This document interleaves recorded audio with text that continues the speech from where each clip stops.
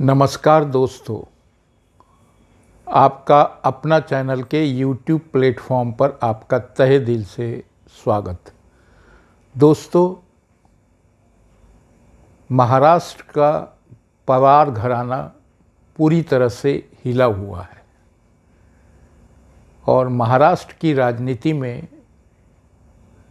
एक नए भूचाल आने की आशंकाएं दिन पर दिन गहराती जा रही है।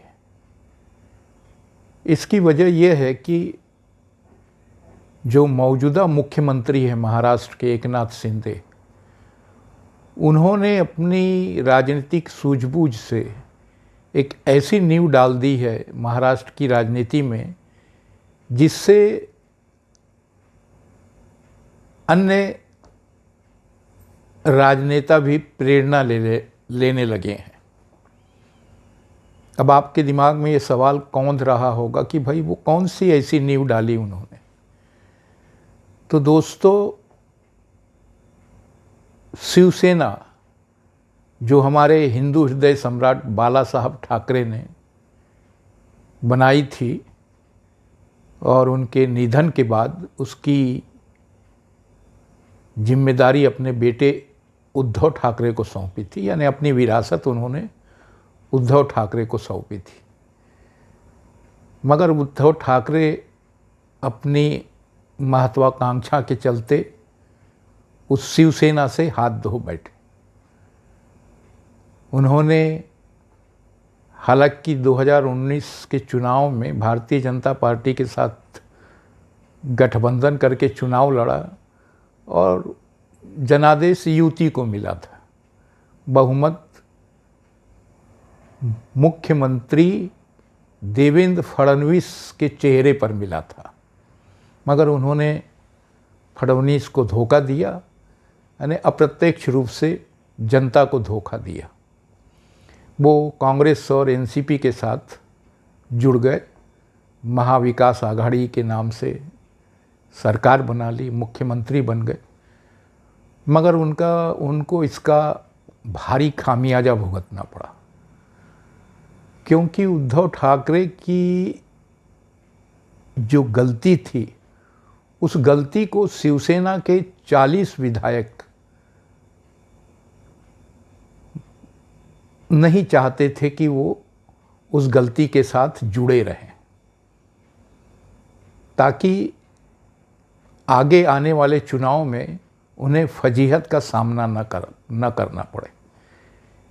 इसीलिए एकनाथ शिंदे के नेतृत्व में 2/3 विधायक शिवसेना के उद्धव ठाकरे का नेतृत्व नकार कर चले गए और इन्होंने कोई दो फाड़ नहीं किया पार्टी को। उन्होंने साफ कहा कि भाई हम अभी भी पूरी तरह से शिवसैनिक है और शिवसेना में ही बने हुए हैं।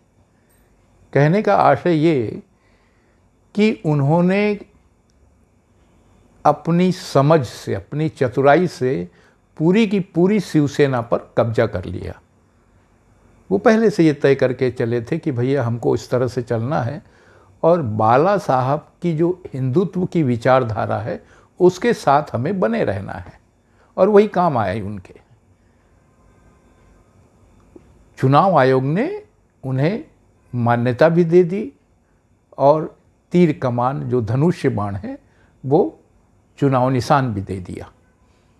तो मेरा कहने का आशय ये है कि एक पार्टी पर जिस समझदारी से हमारे एकनाथ शिंदे जो मौजूदा मुख्यमंत्री है महाराष्ट्र के, कब्जा किया, कुछ उसी तर्ज पर कहीं हमारे अजीत पवार साहब भी तो नहीं चलना चाहते हैं। जी हाँ, इस बात में आपको 15-20 दिनों बाद पूरी सच्चाई नज़र आने लगेगी। वो इसलिए कि अभी पिछले 3-4 दिनों में उनके बीजेपी में जाने की अपने 40 साथियों के साथ, अब वो 2/3 साथी चाहिए, विधायक चाहिए, जो कि 40 बनते हैं, जिस तरह से एकनाथ राव शिंदे ले गए थे। जाने की चर्चाएं सरगर्म थी, मगर इसका खंडन करते हुए अजीत पवार साहब ने कहा कि वो एनसीपी में है, एनसीपी में रहेंगे और जीवन की अंतिम सांस तक एनसीपी में ही रहेंगे। अब दोस्तों गौर कीजिए, उन्होंने क्या कहा? उन्होंने कहा कि जीवन की अंतिम सांस तक एनसीपी में ही रहेंगे। इससे ये साफ समझ में आता है कि वो एनसीपी पर कब्जा करने के लिए पूरी तैयारी कर चुके हैं। और जो चर्चाएं हो रही है, जो राजनीतिक गलियारों में चर्चाएं हो रही है, उससे भी ये साफ हो रहा है कि उनको जितने साथी विधायकों की ज़रूरत है उतने विधायक उनके साथ करीब करीब आ चुके हैं, बस वो मौके के इंतज़ार में है।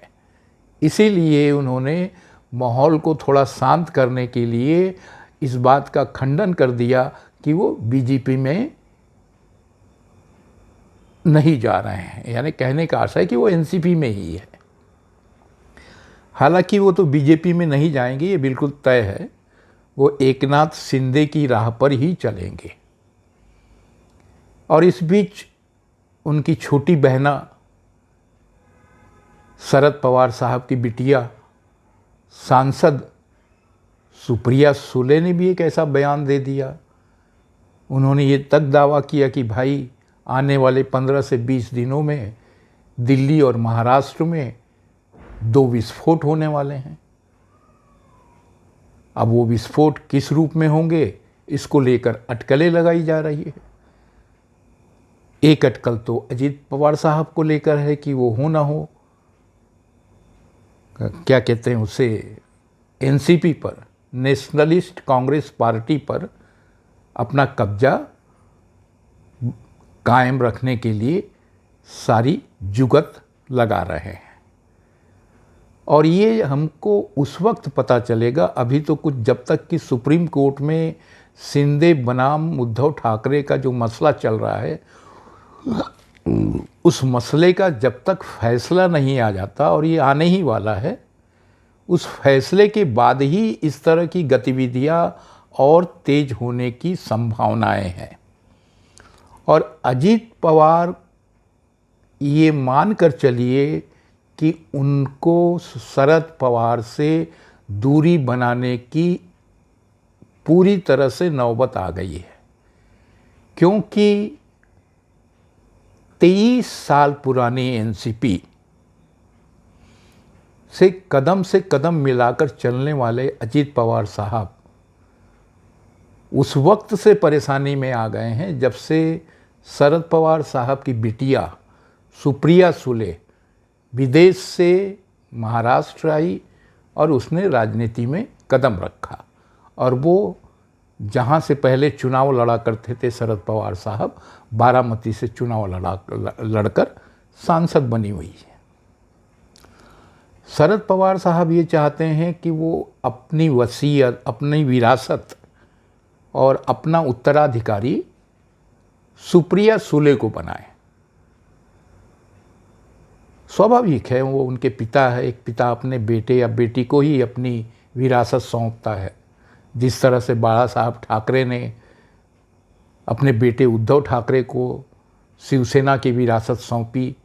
हालांकि कहा तो ये जाता था कि भाई जो बाला साहब ठाकरे के तेवर या बाला साहब ठाकरे की जो क्या कहते हैं राजनीतिक समझ है, उस कसौटी पर उनके भतीजे राज ठाकरे पूरे खरे उतरते हैं। मगर पुत्र मोह ने राज ठाकरे को अपनी विरासत देने की बजाय उद्धव ठाकरे अपने बेटे को दे दी।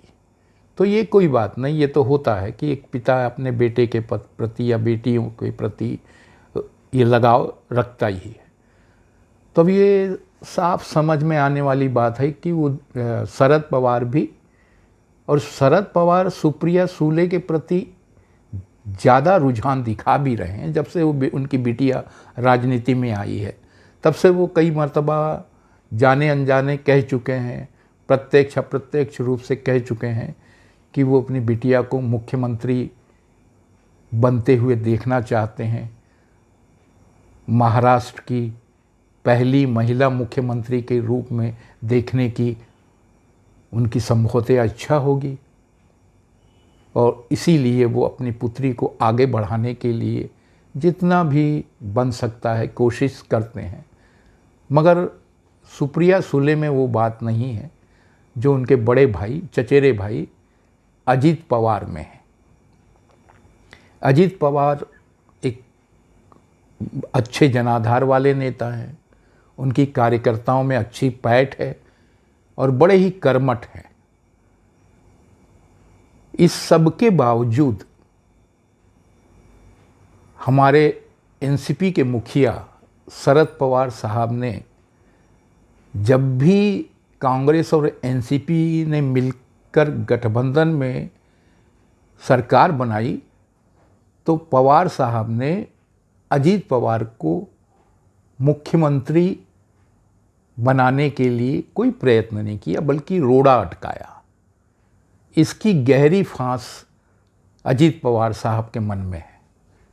अभी पिछले 2019 के चुनाव में जब अजीत पवार ने अपने बेटे पार्थ पवार के लिए लोकसभा की टिकट की मांग की तो